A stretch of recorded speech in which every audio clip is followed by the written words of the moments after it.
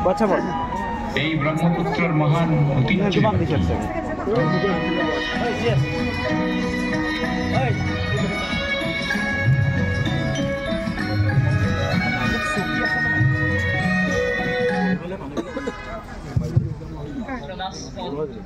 মুকলি মঞ্চত উপবিষ্ট হে সুধীবৃন্দ, নীলাচল গ্ৰীণ হাউচৰ তৰফৰ পৰা আপোনালোকৰ আগত নিবেদিছোঁ এটি সাংস্কৃতিক কাৰ্যক্ৰম ক্ৰমণিকা, য'ত অসমৰ বিভিন্ন জাতি জনজাতিৰ মাজত সমন্বয় আৰু ভাতৃত্ববোধৰ বাৰ্তা প্ৰেৰণ কৰিব বিচৰা হৈছে। আহক আমি সকলোৱে উপভোগ কৰোঁ নীলাচল গ্ৰীণ হাউচৰ দ্বাৰা পৰিৱেশিত এই সাংস্কৃতিক কাৰ্যক্ৰমণিকা। দিনামানি এখন নদীৰ দৰে বৈ যায় সংস্কৃতি কৃষ্টি, আৰু এই মহাবাহু ব্ৰহ্মপুত্ৰৰ দুয়ো পাৰতে গঢ় লৈ উঠিছিল উত্তৰ পূব ভাৰতৰ মানৱীয় সভ্যতা, কৃষ্টি, সংস্কৃতি আৰু পৰম্পৰা। কাৰ্বি, বড়ো, কাছাৰী, ৰাভা, মিচিং, গাৰো আদি জাতি জনগোষ্ঠীৰ ভিন ভিন কৃষ্টি সংস্কৃতিৰে গঢ় লৈ উঠিছে আমাৰ সুন্দৰ অসম ভূমি। হিন্দু, ইছলাম, বৌদ্ধ, খ্ৰীষ্টান আদিৰ এই আটাইবোৰ ধৰ্মাৱলম্বী লোকৰ সমন্বয়স্থল এইবোৰ অসম। স্বকীয় ৰূপ লৈ ব্ৰহ্মপুত্ৰ মহামিলনৰ তীৰ্থ, কত যুগ ধৰি আহিছে প্ৰকাশিত সমন্বয়ৰ অৰ্থ।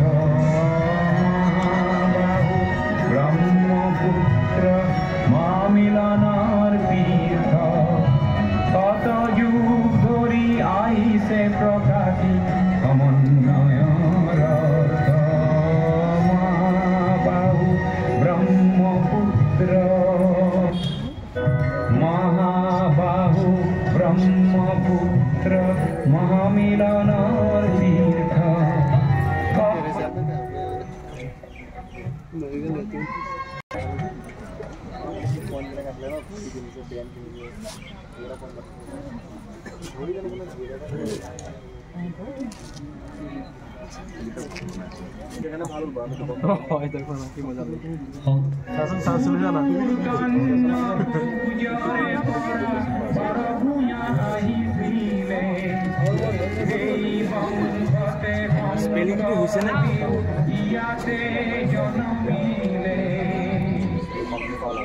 মহাপুৰুষ শ্ৰীমন্ত শংকৰদেৱ প্ৰকৃতিৰ ৰংগভূমি অসমত সংস্কৃতিৰ প্ৰাণ প্ৰতিষ্ঠাপক তথা এক শৰণ নাম ধৰ্ম আৰু নৱবৈষ্ণৱ ধৰ্মৰ প্ৰচাৰক। জাতি ধৰ্ম বৰ্ণ বিভেদক দূৰ কৰি প্ৰতিষ্ঠা কৰিছিল এক একতা সম্প্ৰীতিৰ বৰঘৰ। ধৰ্মীয় আৰু নৈতিক শিক্ষা তথা উন্নত চেতনাৰ গঢ় দিয়াৰ উদ্দেশ্যে তেখেতে প্ৰতিষ্ঠা কৰিছিল সত্ৰ বা নামঘৰ।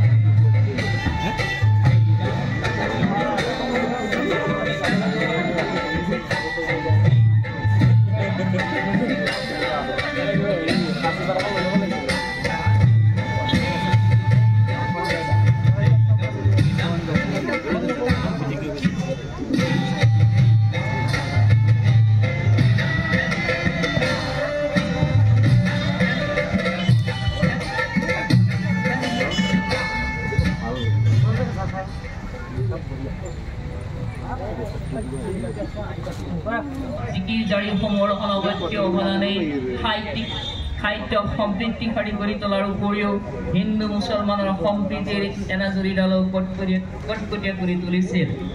অসমীয়া সমাজত সম্প্ৰীতিৰ বাৰ্তা বজাই ৰখা, ভাষাৰ ক্ষেত্ৰতো জিকিৰ আৰু জাৰিসমূহে অসমীয়াৰ স্বকীয়তা বজাই ৰখাত সফল হৈছে। ইছলাম ধৰ্ম প্ৰচাৰৰ উদ্দেশ্যে আহি আজান ফকিৰে ধৰ্ম গোলামীৰ পৰা মুক্ত থেকে ৰচনা কৰা এই জিকিৰ জাৰিসমূহে অসমীয়া সমাজ সাহিত্যৰ সৈতে একাকাৰ হৈ পৰিছিল। কৰে আজান ফকিৰে মধুৰ জিকিৰ ৰচিলে